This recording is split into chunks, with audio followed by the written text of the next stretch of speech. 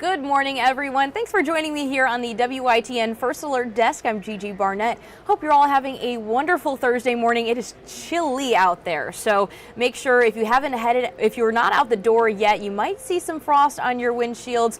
Mostly this morning. I know early this morning when I was out the door, I was not expecting that frost to be as thick as it was. Maybe I should have been listening to Jim a little bit more. But yeah, just make sure you have your heater going, your scraper going, just to make sure you're being safe on the roads there.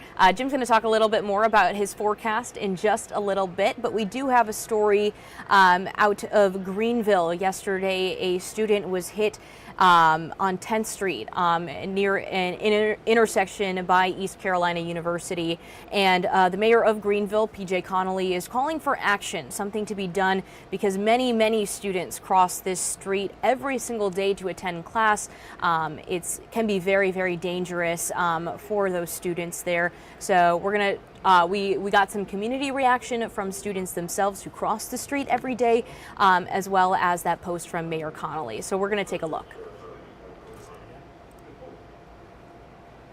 It's a situation no parent wants to hear, that a 20-year-old woman believed to be an ECU student was struck and injured by a vehicle just before 9 a.m. Wednesday on East 10th Street at College Hill. Greenville's Mayor PJ Connolly released a statement on Facebook calling for a pedestrian bridge to be installed for student safety, saying he is committed to seeing this happen. Police say the car was heading westbound on 10th Street when the crash occurred at the crosswalk. They say the victim first made impact with the car's front fender on the driver's side and then hit the windshield. The victim was taken to ECU Health for treatment and the driver stayed on scene. Police say nearby video shows the car had a green light at the time, but the investigation continues. Students say that road can be dangerous. Oh, I see people run lights all the time. The cars fly up and down the road. Even though the speed limit's 35, they're going 45, 50 to push through the light.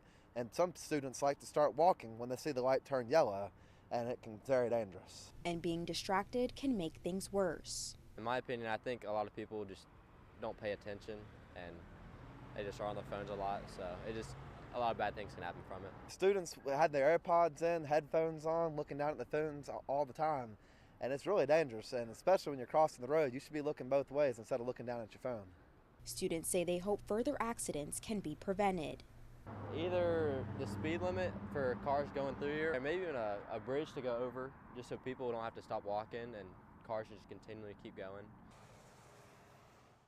Yeah, it can be really dangerous to be crossing a lot of those roads, especially because, you know, the speed limit over there is still 45. People like to cross or try to get through the yellow lights. I've seen that before. But then also on the pedestrian side as well, a lot of students looking at their phones and on the phone, AirPods in. So both of those just really create a dangerous environment over there. Just a lot of foot traffic. Period. Yeah. With all the students and the congestion, walkers down there, you always have to be very careful. Every time I'm driving down there, I'm watching the sidewalks. So, yeah, no doubt. You do. Watching the skies the next couple of days for more rain tomorrow, not today. Okay. Today we're in a pretty good place, and it's cold out there, but we'll climb to the 50s this afternoon. Let's jump over. I'll show you the satellite radar.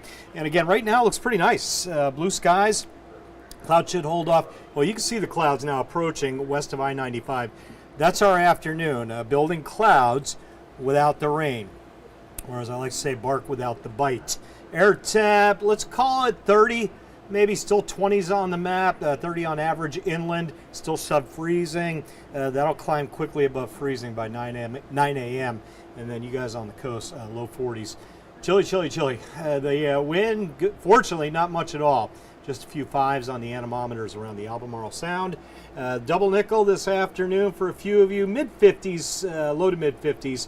I might be just a little bit high on my numbers there, but I think we'll get awfully close. Yesterday we couldn't hit 50. So at least we'll get there today.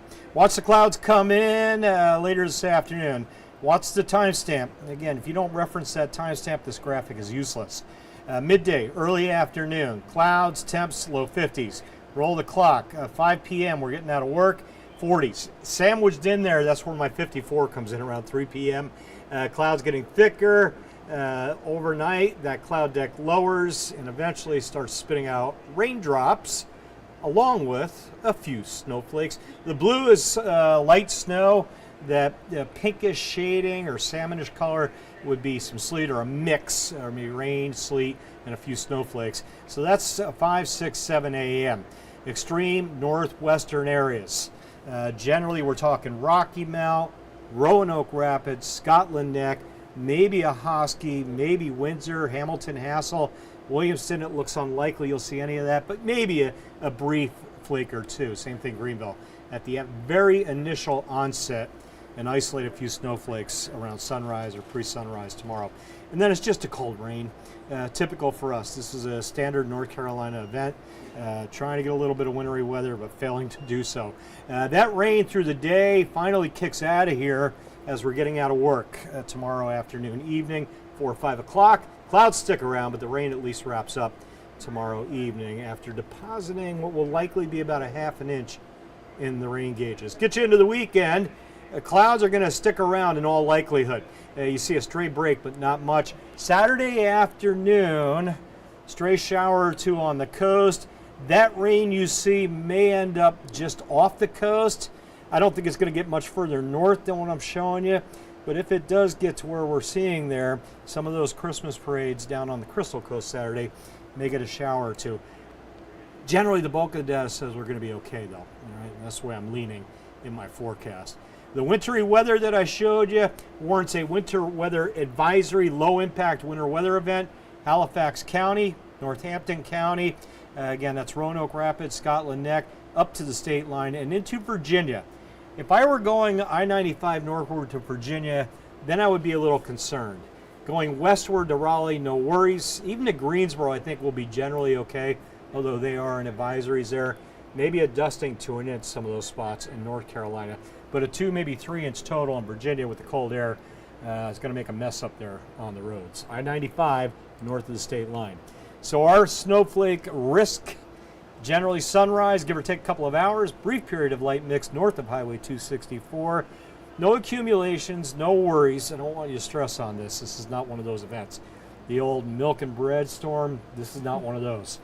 Leave the shelves alone in the stores. Rainfall potential, I mentioned a ½ an inch there. You see it graphically, a little less inland, a little more on the coast. I don't see an inch of rain anywhere. Somebody might knock at that door right on the beaches. All right, so that few AM snowflakes north tomorrow morning, and then it's all cold rain for everybody. Friday's another off day for outdoor workers, second one this week. A little gift from the weather gods. And then into the weekend we go. I say that most of the outdoor workers, happy to see that. 47 to 52 Saturday, Sunday. Shower or two Saturday, I showed you that. That rain chance looks like it'll shift offshore Sunday. The 20% I kept there as a just in case, but I think we're going to be okay. And then Monday morning, a little low pressure off the coast. Brings a chance for a little rain backing in off the coastline over us briefly Monday morning. That may change a little bit as well. But I can tell you this, yesterday it looked a lot more ominous on Monday than it does today. Okay. So you got to analyze the data every day. When you're doing the weather forecasting, you go through all the details every day. Everything changes every 12, 24 hours. New data comes in, you adjust the forecast, see what the consensus is showing. It's one of the joys of forecasting is going through the data, building the forecast, analyzing all those numbers. Right now, I think Monday is trending pretty good. Very cold, but we should avoid wintry weather. Yeah, it always keeps you on your toes. There's always something different every day. But good to hear that, I mean, today we're not seeing any precipitation, but it's just going to be pretty chilly, but I mean, it should warm up to the 50s. We'll make it in the 50s. We couldn't do that yesterday, so it will be a little better this afternoon than yesterday, even more so the fact that there's not much wind. So the 50s are doable to me when the wind's not blowing much. You put a few layers on, you're going to be fine outside. Great. And I don't see a lot of wind for the next few days. In and out of the clouds with some showers around, but winds don't really pick up till Sunday night, Monday. As that storm develops off the coast Monday morning, those cold winds will yield wind chills, very cold numbers, I think, on Monday. High struggle to get over 40, but it'll feel 10 degrees colder all day. Okay, got it. Thanks for the update, Jim. And thank you all for joining us again at this 8 o'clock hour. Good morning to you, Elaine, over on Facebook. Hope you all have a wonderful Thursday. We are one day closer to Friday. Almost there. Yep. Have a good one. This hour of the WITN First Alert Desk is sponsored by Toyota of Goldsboro.